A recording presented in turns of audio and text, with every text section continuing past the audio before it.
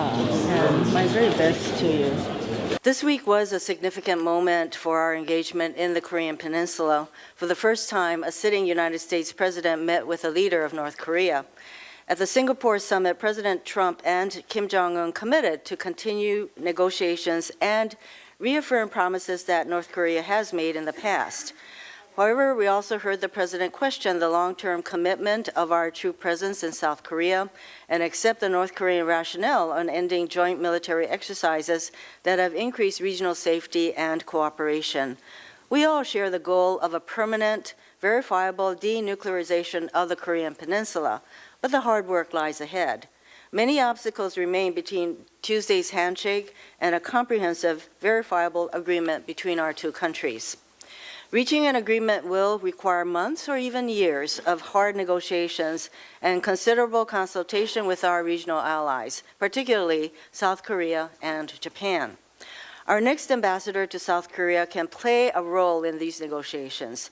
These efforts will require an individual with experience in the region, an understanding of our military forces serving on the Korean Peninsula, and the diplomatic skills and temperament necessary to negotiate with a regime that has repeatedly failed to live up to its commitments. I believe Admiral Harry Harris fits this bill, and I am honored to join Senator Nelson in introducing Admiral Harris to this committee to serve as our next ambassador to South Korea.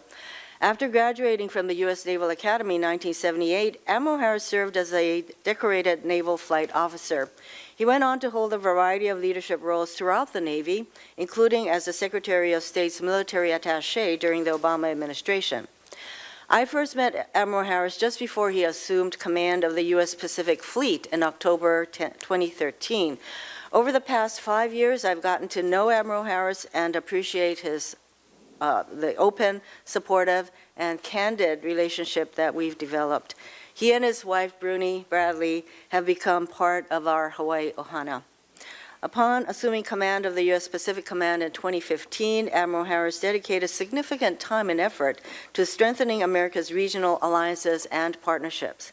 During visits to 22 of the 36 countries in the Indo-Pacific region, Admiral Harris met with civilian and military leaders and frequently attended joint exercises with our defense allies and partners.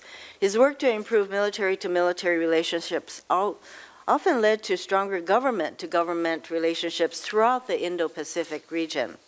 In his time as Pacific Fleet Commander and PACOM Commander, Admiral Harris developed close relationships with South Korean leaders, including current President Moon Jae-in.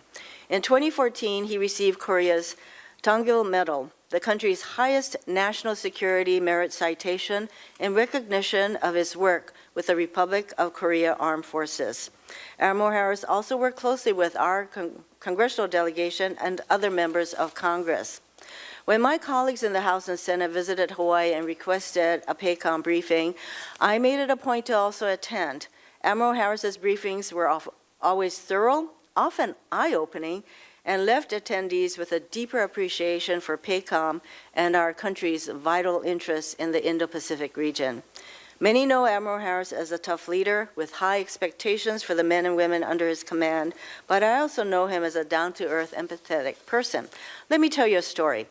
The Washington Post recently highlighted one example of Admiral Harris's dedication to others as part of a profile on Colonel Bruce Hollywood. Bruce was born in Japan to a Japanese mother and an American father.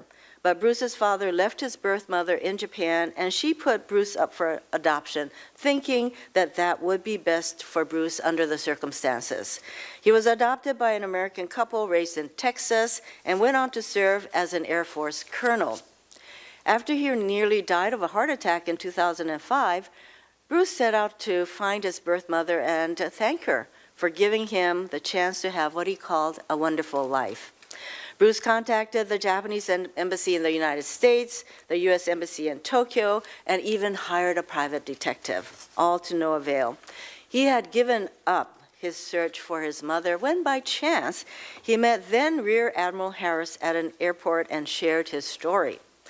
When Admiral Harris told Bruce that he would help him find his birth mother, Bruce was very skeptical, but Admiral Harris was adamant, so Bruce gave him the information he had pieced together. And 10 days later, Bruce received a call while at work at the Pentagon. The Japanese embassy was on the phone with news that they had found, at long last, his birth mother, Nobue Ouchi.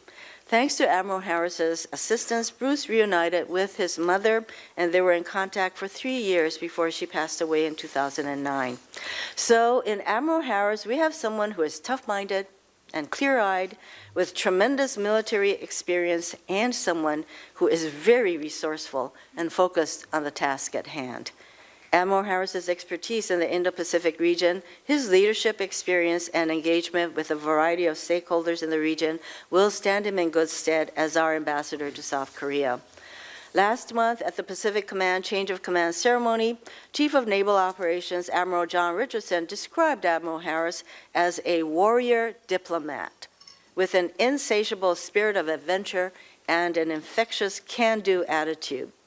Secretary of Defense Jim Mattis, who said earlier this year that diplomacy must be our first approach to de-escalating tensions on the Korean Peninsula, praised Admiral Harris's experience and expressed his confidence in Admiral Harris in his new role at the same change of command ceremony.